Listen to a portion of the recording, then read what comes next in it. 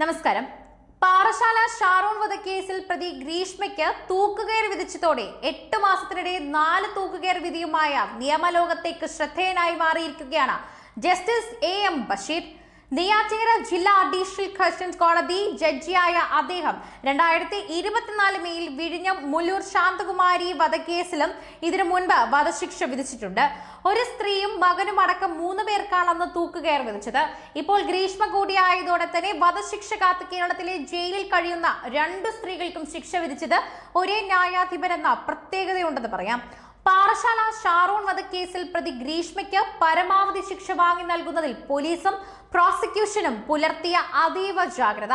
Special public prosecutor VS Vineeth Kumar വാദിച്ച 4ാമത്തെ കേസിലാണ് പ്രതി വധശിക്ഷയ്ക്ക് ലഭിക്കുന്നത്. അതുകൊണ്ട് തന്നെ VS വിനീത് കുമാറിനെ നമുക്ക് തള്ളി മാറ്റാനാകില്ല.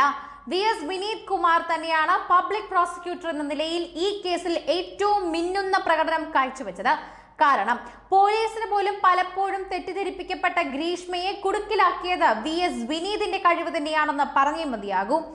വർക്കല സലീം കൊലപാതകം, ആറ്റിങ്ങൽ ഇരട്ട കൊലപാതകം, കോളിയൂർ മരിയദാസൻ കൊലപാതകം എന്നീ കേസുകളിലാണ് VS വിനീത് കുമാറിന്റെ വാദങ്ങൾ ഇതിനു മുൻപ് പരമാവധി ശിക്ഷയിലേക്ക് നയിച്ചത്. കഷായത്തിൽ വിഷം നൽകി കാമുകനെ കൊലപ്പെടുത്തി എന്ന കേസിൽ ഗ്രീഷ്മയ്ക്കെതിരെ സാഹചര്യ തെളിവുകളാണ് പ്രധാനമായും ഉണ്ടായിരുന്നത്.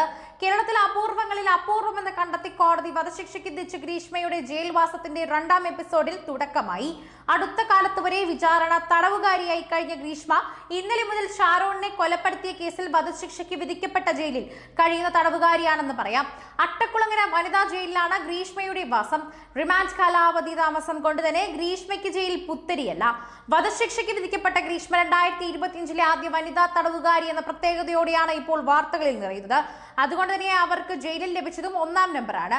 അട്ടക്കുളങ്ങര വനിതാ ജയിലിൽ അറ്റകുറ്റപ്പണികൾ നടക്കുന്നതിനാൽ തന്നെയാണ് 14ാം ബ്ലോക്കിൽ മറ്റു 2 റിമാൻഡ് പ്രതികളോടൊപ്പം ഗ്രീഷ്മയെ താമസിപ്പിച്ചിരിക്കുന്നത്. കഴിഞ്ഞ ദിവസം വൈകുന്നേരത്തോടെ ജയിലിൽ അഡ്മിഷൻ നടപടികൾ പൂർത്തിയാക്കിയിരുന്നു. യാതൊരു കുസലും ഇല്ലാതെയാണ് ഗ്രീഷ്മയുടെ ജയിൽവാസം ഇപ്പോൾ തുടങ്ങിയിരിക്കുന്നത്. ദൃക്സാക്ഷികളും ഇല്ലാതിരുന്നിട്ടും വിടവുകളില്ലാതെ വിധം തെളിവുകൾ കോർത്തെടുക്കാൻ കഴിഞ്ഞുവെന്നതാണ് പ്രോസിക്യൂഷന്റെ മിടുക്ക്. 95 സാക്ഷികൾ, 323 രേഖകൾ, 53 തൊണ്ടിമുതലുകൾ, ഒടുവിൽ അപൂർവങ്ങളിൽ അപൂർവം എന്ന വാദം സ്ഥാപിച്ചെടുക്കാനും special public prosecutor VS Vineeth കുമാറിന് സാധിച്ചു. ശാസ്ത്രീയമായി കേസ് അന്വേഷിച്ച തെളിവുകൾ ശേഖരിച്ച പോലീസിനെ കോടതി പ്രശംസിക്കുകയും ചെയ്തു. കേരള പോലീസിന് കോടതിയിൽ നിന്ന് ഇത്രയേറെ പ്രശംസ ലഭിച്ച കേസ് വേറെ ഉണ്ടാകില്ല എന്ന് VS വിനീത് കുമാർ പറഞ്ഞു.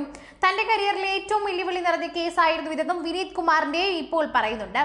2011 ഗൾഫ് വ്യവസായിയായ വർക്കല നരിക്കല്ലുമുക്കിൽ സലീമിനെ കൊന്ന് 16 കഷ്ണങ്ങളാക്കി കുഴിച്ചിട്ട കേസിൽ തിരുവനന്തപുരം പ്രിൻസിപ്പൽ സെഷൻസ് കോടതിയിൽ പ്രോസിക്യൂഷൻ വേണ്ടി ഹാജരായത് VS വിനീത് കുമാർ ആയിരുന്നു. ചിറയൻകീഴ് സ്വദേശിയായ 1ാം പ്രതി ഷെരീഫിനെ കോടതി വധശിക്ഷ വിധിച്ചു. കഴക്കൂട്ടം ടെക്നോ പാർക്കിലെ ജീവനക്കാരിയായിരുന്ന അനുശാന്തിയും കാമുകൻ നിനു മാത്യുവും ഗൂഢാലോചന നടത്തി അനുശാന്തിയുടെ 4 വയസ്സുള്ള മകളെയും ഭർത്തൃമാതാവിനെയും കൊലപ്പെടുത്തി എന്നതാണ് ഇതിൽ പറയുന്ന കേസ്.